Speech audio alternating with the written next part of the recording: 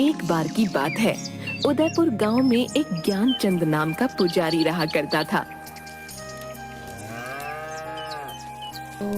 वो गांव के एक छोटे से मंदिर में पूजा पाठ किया करता था।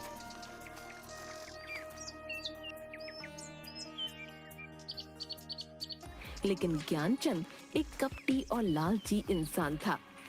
एक दिन गांव का सबसे धनी बनिया कुछ सोने की मोहरें और चांदी के सिक्के लेकर मंदिर आता है और ज्ञानचंद पुजारी से बोला, ये लीजिए पुजारी जी, आज भगवान के चरणों में देने के लिए कुछ दान लाया हूँ।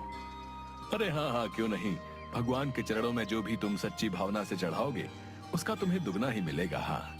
जिसके बाद वो धनी बनिया सोने की कुछ मोहरें और चांदी के कुछ सिक्के मंदिर की दान पेटी में डाल देता है। ये देखकर ज्ञानचंद पुजारी की आंखों में लालच आ जाता है। अरे बाबा, इतना सारा धन, अगर ये मुझे मिल जाए तो मेरे तो मजे ही आ जाएंगे। हाँ, वाह वाह, पूरी जिंदगी इस मंदिर का पुजारी बनकर नहीं गुजारनी पड़ेगी। हाँ। अच्छा पुजारी जी, अब मैं चलता हूँ। जिसके बाद वो वहाँ से चला जाता है। तभी ज्ञानचंद दान पात्र में से धन निकालकर एक पोटली में अपने घर ले जाता है।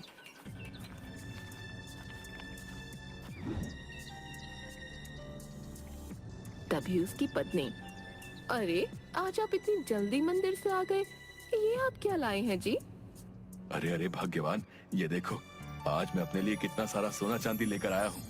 अब देखना भाग्यवान, हम मौत से अपना जीवन गुजारेंगे। हाँ, देखो देखो, तुम ही देखो कितना सारा धन है।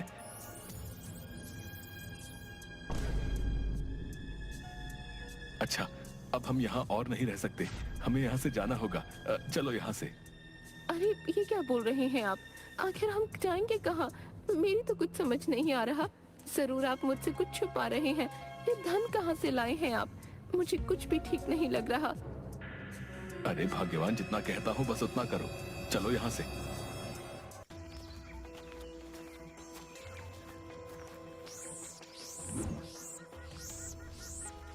थोड़ी दूर चलने पर वो एक जंगल में पहुंचे, जहां उसे एक घास से बनी झोपड़ी दिखाई दी। अरे देखो भाग्यवान, वो सामने झोपड़ी है। चलो चलो, आज रात हम उस झोपड़ी में काट लेंगे, सुबह होते ही यहाँ से निकल जाएंगे। ठीक है जी, जैसा आप ठीक समझें। तभी दोनों उस झोपड़ी के अंदर जाते हैं। झोपड़ी में एक तरफ आग जल रही होती है और एक जगह कुछ जानवर की हड्डियां पड़ी होती हैं, जिसे देखकर ज्ञानचंद की पत्नी थोड़ी डर जाती है। देखिए जी, मुझे ये झोपड़ी सही नहीं लग रही। देखिए ना, यहाँ जानवर की हड्डियां भी बिखरी पड़ी हैं। नहीं नहीं, चलिए आप यहाँ से।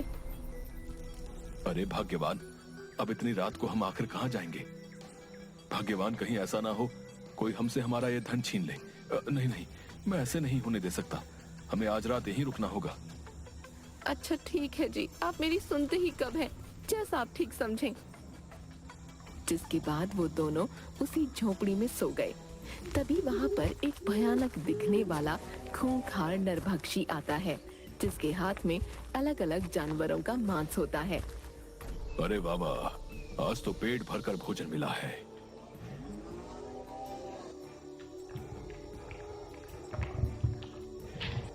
हाँ, आनंद आ गया। तभी उसे ज्ञानचंद पुजारी के सोने की आवाज सुनाई देती है, जो खर्राटे मार रहा होता है। अरे, ये किसकी आवाजें आ रही हैं? कौन है यहाँ?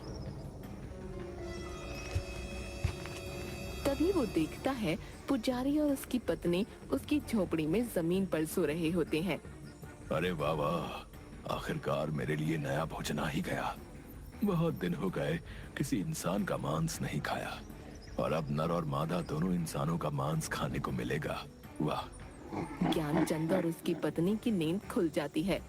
वो दोनों उस नरभक्षी को देखकर हैरान हो जाते हैं और बुरी तरह डर जाते हैं।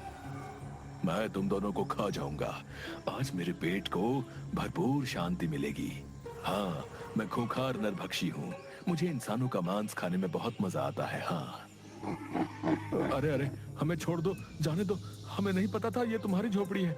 हमें रुकने के लिए शरण चाहिए थी, इसलिए इस झोपड़ी में आ गए। छोड़ दो, हमें जाने दो। मैं एक मंदिर का पुजारी हूँ और पूर्ण रूप से शाकाहारी हूँ। कभी मांस को हाथ नहीं लगाया है। ऐसे में तुम्हें हमें खाने में बिल्कुल भी मजा नहीं आएगा। छोड़ दो, हमें जाने दो। क्या कहा? तुम शाकाहारी हो? तुम दोनों को खाकर मुझे न स्वाद आएगा और न मजा, इसलिए मैं तुम दोनों को नहीं खाऊंगा। लेकिन तुम्हें इसके बदले में मेरे लिए जंगल से जानवर का मांस लाना होगा। जाओ और जाकर मेरे लिए मांस लेकर आओ। मेरी भूख को शांत करो, जाओ, वरना मैं तुम्हें ही खा जाऊंगा। हाँ हाँ, क्यों नहीं, हम दोनों